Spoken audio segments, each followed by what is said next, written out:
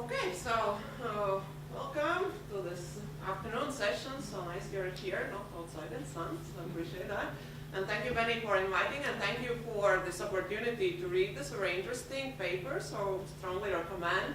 So I learned a lot, so they're different, like, kind of stylized facts, so really thought-provoking, so thank you very much, and also it's very well executed, yeah, so that's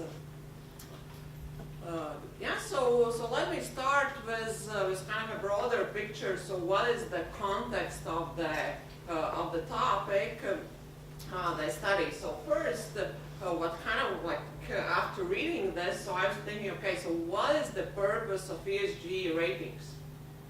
So what is the purpose? And it's definitely less specific than that for other ratings out there. Yeah. So if we have credit ratings, so that basically evaluates the ability of the company to pay back debt. That's very specific. G index, E index, we know it, so it measures the number of takeover defenses the companies use. But the ESG ratings, so you have all these definitions all over the place. Yeah, so it's like ESG ratings support alignment with UN Sustainable Development Goals. That's pretty broad. ESG ratings aim to measure a company's resilience to long-term financially relevant ESG risks. Yeah, so the other is also like about risk. The goal on ESG ratings is to look at the sustainability of the business model of the issuer. Okay, so that's pretty broad, and it's not uniform. So moreover, so I think that was pointed out, so if there is more understanding about the corporate governance part, like the G letter, then definitely there is like more disagreement, and we don't have like kind of clear understanding. So what is a good E and S? Yeah. So what are good what are the good policies and outcomes on these? Yeah. So and moreover, they can kind of have conflicting effects on these as the on these sustainable development goal components. So if you have heard about Greta, right, flying, so it's bad to fly, right? So let's say a company introduces the goal, yes, executives don't fly. Yeah, so that will definitely have impact on poverty. Yeah, so certain parts of the world that rely on tourism, yeah, will be affected. So there is no kind of clear effect. Yeah, so they can have conflicting effects on these different components. Moreover, so assessing, for example, green risk, yeah, so very specific whether the effect of climate change, what does the effect of climate change has on the insurance companies, that's very specific. And it's definitely different from evaluating the company's alignment with SDGs. That's very two different things. So currently, I think these ESG ratings are shooting in too many directions. And hence I tend to disagree with the claim that they are actually similar to credit rating agencies. Why? So it's not like very specific. Yeah. So I think they're more, and that has been like raised in the literature. So they are more like sell-side research analysts. Yeah. That may disagree in opinions. Yeah, about what is a good ESG performance. Yeah. So it's not directly the same as credit rating agencies. Okay, another context. Yeah, so this nice picture from Financial Times. So if you have here MSCI, let's say, yeah, so that it's all over the place. Yeah, so one says good, one says bad, and then where's the pointer? Yeah, and here for Tesla, so MSCI said rated it the last for global auto, and MSCI rated it best. Yeah, so clearly there is this disagreement. Yeah, and it raises certain issues and underscores the danger of using these scores for investment decisions. Yeah, it's dangerous. So in that sense, the paper is really topical. And so on the third one. these ESG investing actually is like a differentiation strategy for exchange-traded funds. So that's another big kind of demand for these ratings. And so some numbers here. The global, this ETF industry has reached 6 trillion with 8,000 products by more than 400 providers. So clearly they somehow have to differentiate. It's kind of has become a commodity. So the ESG investing is one of the ways just to differentiate from the crowd. Yeah. So and then we see actually this this increase in demand for these ESG smart beta products. Yeah. So the ETFs, they have to provide like low cost strategies. So boom, just take ECG rating, put like from highest to lowest. Yeah, here you have smart beta ESG product. Yeah, so that is increasing. And also, yeah, that was one before. So that creates this this need for ESG ratings. Okay, so the findings in the paper, so greater ESG disclosure leads to greater disagreement across ESG rating agencies. And then the additional result is that this relationship between ESG scores and the rating disagreement is not linear. So the highest disagreement is for firms that have either low ESG performance or high. And then there is the middle has the lowest disagreement. So my first comment, is disagreement good or bad? Yeah, so and actually the paper itself has mixed feelings about that. So there is no opinion on page 2. Yeah, so without taking a stance on whether it's desirable or not. But in kind of later on in the introduction, yeah, so it feels like it's kind of bad. Yeah, so that we want to decrease disagreement and this disclosure, how to mitigate ESG disagreement. So I think that's the first comment. So is it good or is it bad? Or is it neutral? Yeah, so my suggestion would be, so I think it's going already in the industry in this direction, that to differentiate between the ESG ratings that are like focusing on risk. Yeah, so what are like financial risk from, let's say, climate change and other things, like kind of risk perspective. And for those, I think those are indeed more similar to the credit ratings, and there should be less disagreement, because it just evaluates what are the ESG risks for the company that have financial implications.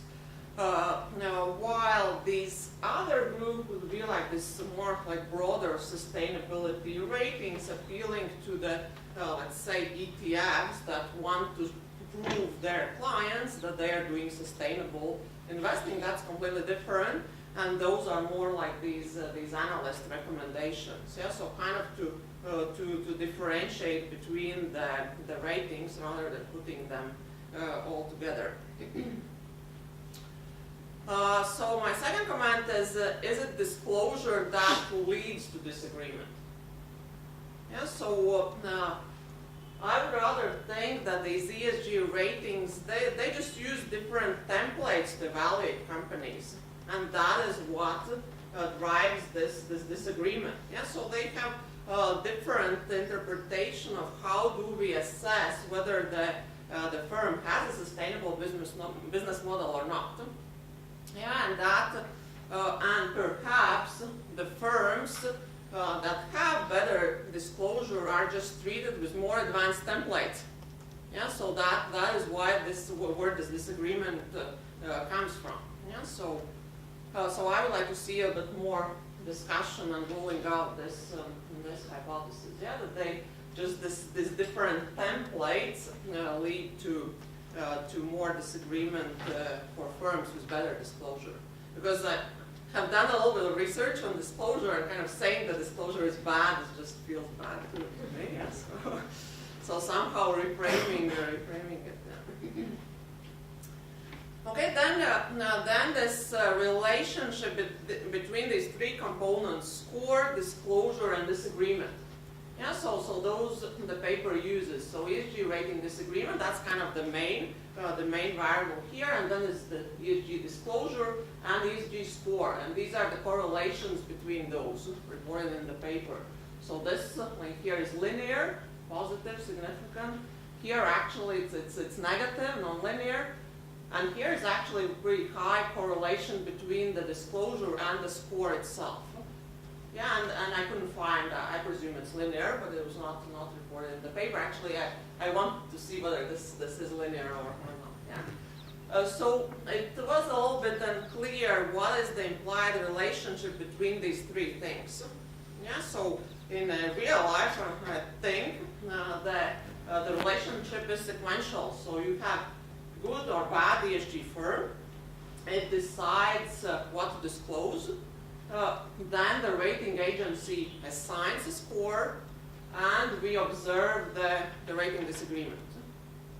So in the paper, however, it seems that this disclosure and score simultaneously affects the disagreement, and that was kind of confusing. Yeah, so I would have like to see more kind of a framework for this.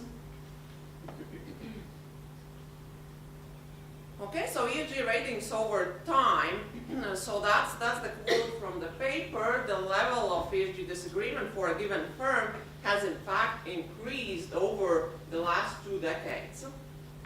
So my interpretation of this, and it's coming from one example back to my home, so I think these ESG ratings templates just have become more elaborate over time, and not surprising that there's more disagreement.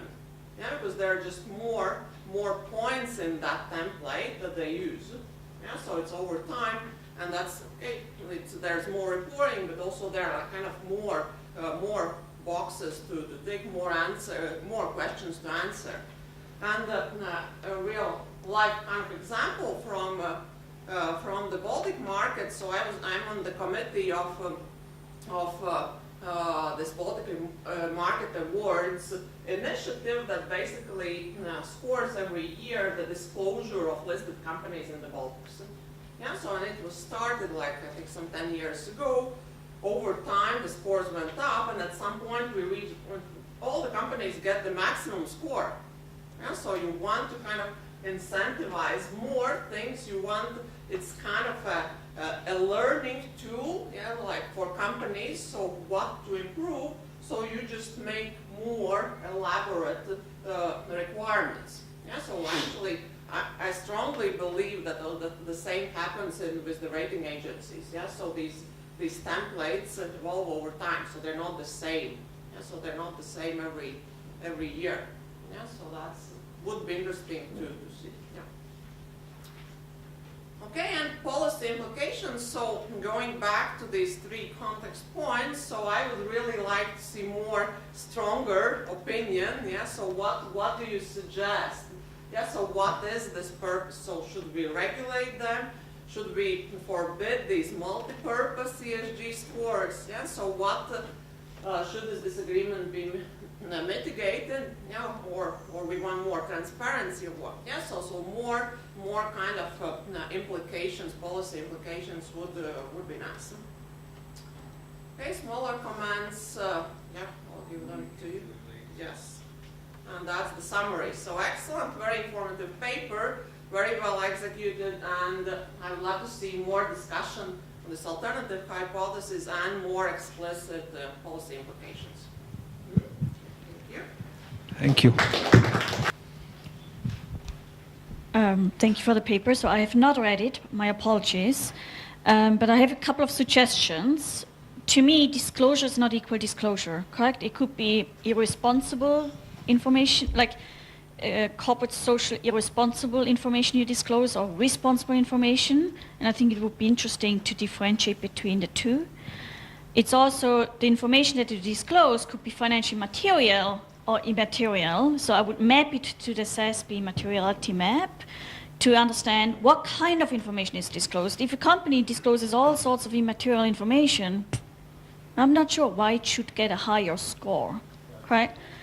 And the other aspect, and we talked about it today briefly, I think what we need is to provide some qualitative information, maybe conduct a survey or interviews with the rating agency to understand what do they take into account and how do they make the assessment.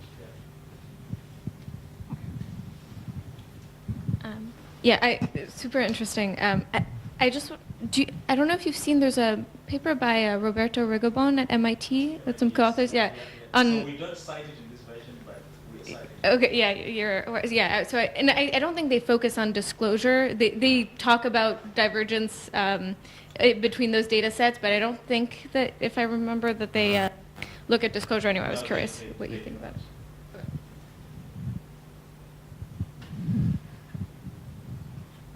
I'll let you respond.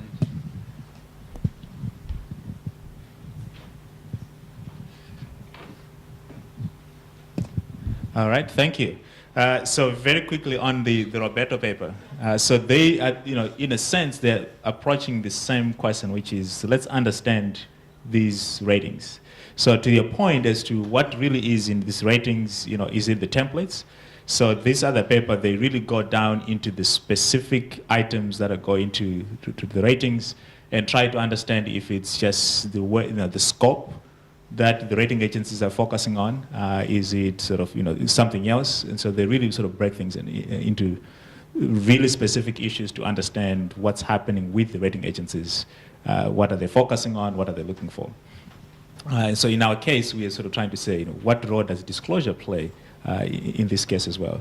And I think this is where it could be helpful is to, is it material disclosure that they're bringing up? That would add to some of the things that we're already thinking of, which is, is it input disclosure, is it output disclosure, or is it outcome disclosure? Because some of this disclosure, I think you're right, it shouldn't matter. And then also, there's the disclosure that the rating agencies will be using, and also just, in terms of going back to the idea of, there's some differentiation with the market. So then this disclosure or these ratings, and then looking at the investor, what are the investors really looking for? How are the investors using these ratings? That could also inform what the rating agencies do. So in our empirical analysis, we try to control for the rating agency templates. We sort of put some rating agency fixed effects in there. And then we also look at just within the firm. So to at least, if they're looking at different companies very differently, the firm fixed effects should somehow sort of mitigate that, because we're saying for the same firm, if the disclosure for that firm goes up or down, what's going to happen to that? But again, I think these are some of the very important things to think about. So I don't know if there are any other questions.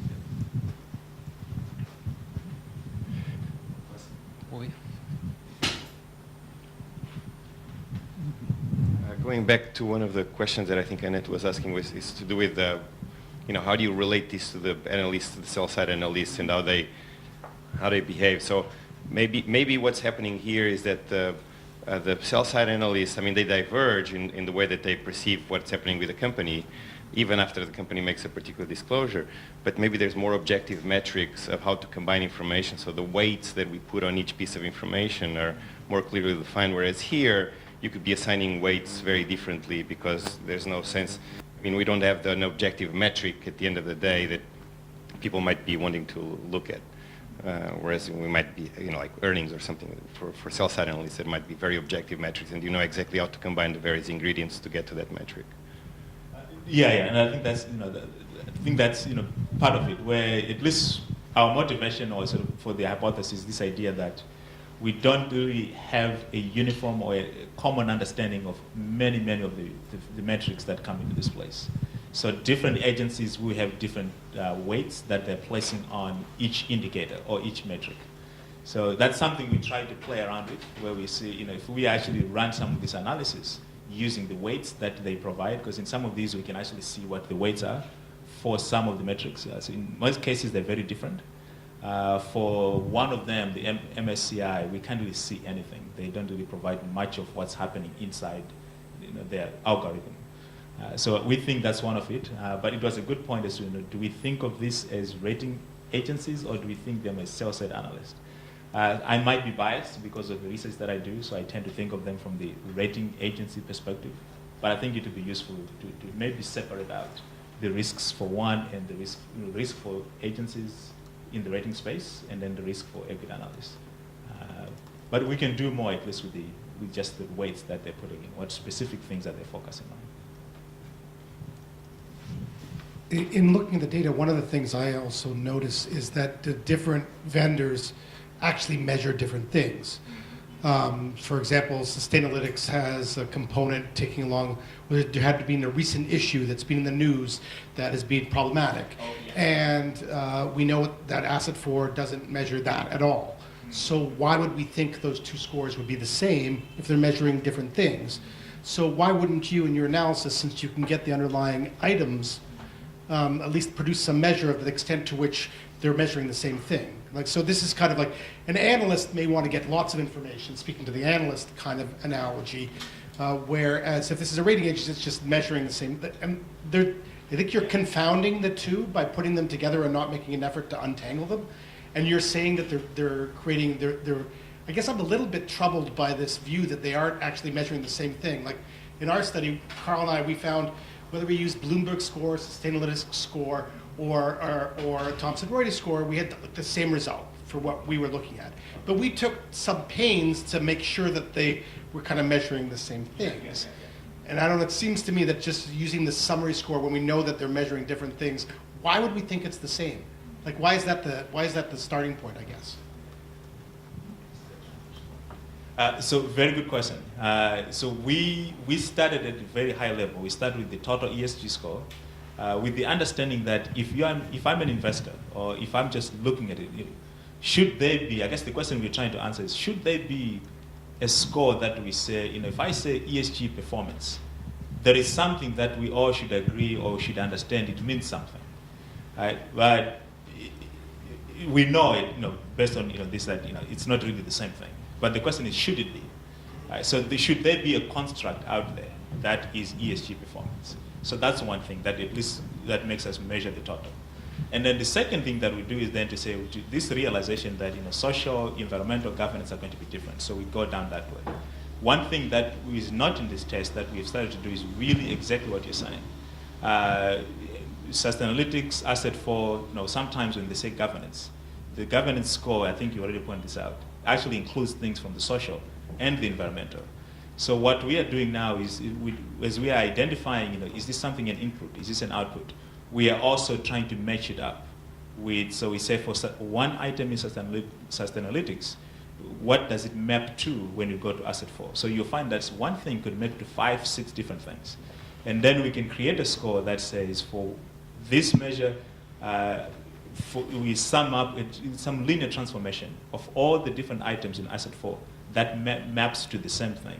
We create a score, and then we say, is the disagreement happening because the transformation from Asset 4 to Sustainalytics is maybe 60%, right? That they're measuring different things. So that's something that we're currently working on, and I think it really is going to be very important. Yeah. Thank you. Thank you. Sounds very interesting.